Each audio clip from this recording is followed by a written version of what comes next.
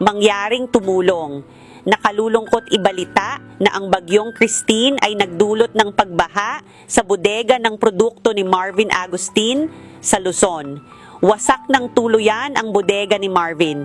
Napilitan si Marvin na i-liquidate ang lahat at ibenta ito ng mura, 69 na piso lang bawat isa para maayos ang bodega.